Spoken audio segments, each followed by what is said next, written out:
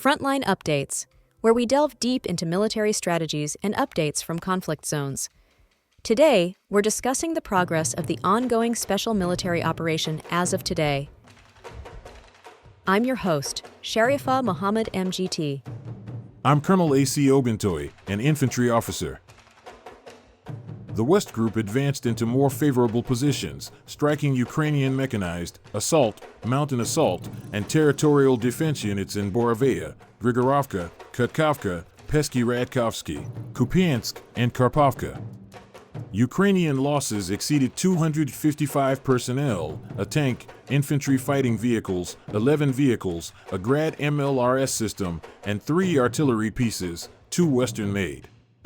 Russian forces also destroyed 2 electronic warfare stations, a US-made and /TPQ-36 counterbattery radar, and 2 ammunition depots, significantly degrading Ukrainian C4ISR capacity. Welcome to Frontline Updates, the podcast that brings you in-depth insights into military operations from those leading them on the ground. Today, we're joined by Colonel A.C. Oguntoye, an infantry officer monitoring critical missions on the progress of the special military operation as of today. Colonel Oguntoye, thank you for being with us. Thank you. It's good to be here. Let's begin. Where does the operation stand as of May 4th? Thank you. Over the past 24 hours, the Russian armed forces have intensified operations along multiple fronts. We're seeing coordinated maneuvers across the north, west, south, center, east, and Dnepr axes. Importantly, we're not just pushing back Ukrainian brigades, we're systematically eroding their operational infrastructure, command posts, radar, electronic warfare, and ammunition depots. The Ukrainian forces are absorbing heavy losses in manpower, vehicles, and artillery across Sumy, Kharkiv, Donetsk, Zaporizhia, and Kherson. What stands out in this phase is our growing focus on disrupting their deeper control nodes and logistical lifelines, not just their frontline combat units. Let's drill into the northern and western sectors. What happened there? In the north, particularly Sumy and Kharkiv, our North Group engaged Ukrainian mechanized, tank, airborne assault, and territorial defense brigades. Ukrainian losses reached about 190 personnel, along with armored vehicles, cars, and artillery. We also neutralized 2 ammunition depots, which is crucial. These depots fuel their frontline resilience.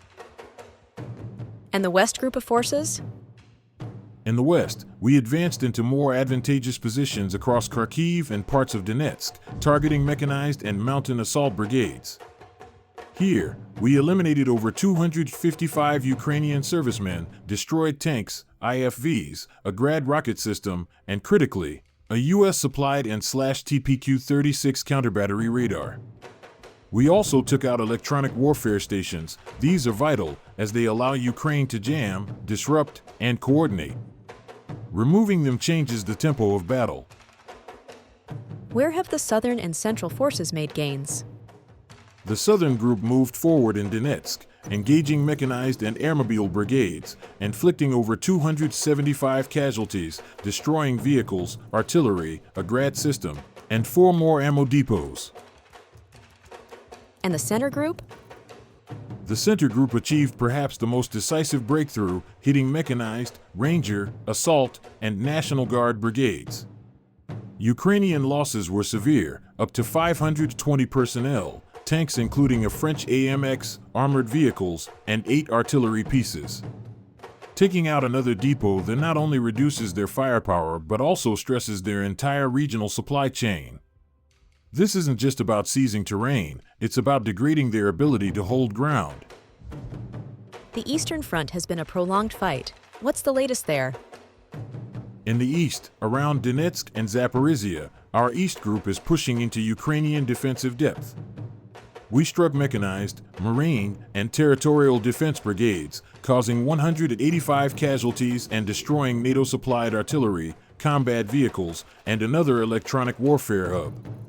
In the Dnepr sector, Zaporizhia and Kherson, we defeated mechanized and coastal defense brigades, neutralizing 60 personnel, vehicles, a Western artillery piece, an electronic warfare station, and no fewer than 5 ammunition depots.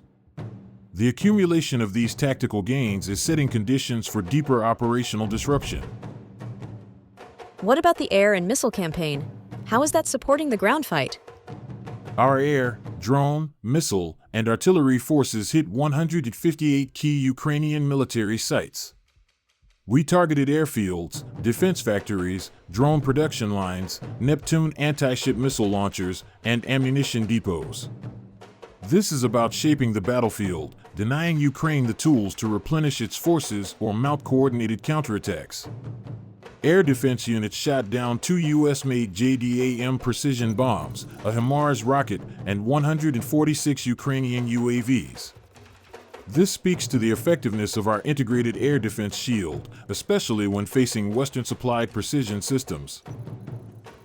Strategically, what's the overarching message from this phase of the operation? The core message is this: we are transitioning from attritional frontline warfare to a strategy focused on systematic degradation. We are dismantling Ukraine's C4ISR, command, control, communications, computers, intelligence, surveillance, and reconnaissance. It's no longer sufficient to knock out a battalion here or a company there. We need to sever their ability to sense, decide, and act. That's why we're hitting radar systems, electronic warfare hubs, command centers, and ammo depots. They are the nervous system of the Ukrainian military.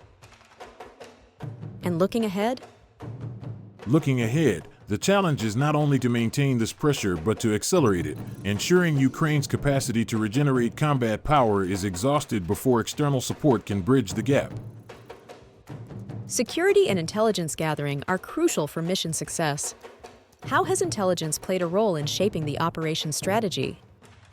Intelligence has been instrumental in identifying insurgent supply routes, hideouts, and recruitment networks. We've strengthened our cooperation with regional and international intelligence agencies, which has enabled us to execute precision strikes with minimal collateral damage. Local community engagement has also provided valuable grassroots intelligence. Colonel, thank you for providing such a detailed briefing on the current military situation. Your insights are invaluable to our understanding of the conflict's dynamics. And thank you to our listeners for tuning in. Join us next time as we continue to provide up-to-date coverage on global military affairs. Stay with us for more updates and expert analyses on global defense and security issues. Stay informed, stay secure. Thank you for the opportunity. I want to emphasize that our forces remain committed to achieving our objectives while minimizing unnecessary harm. It's important we continue to explain the operational realities, not just the headlines. This has been Frontline Updates.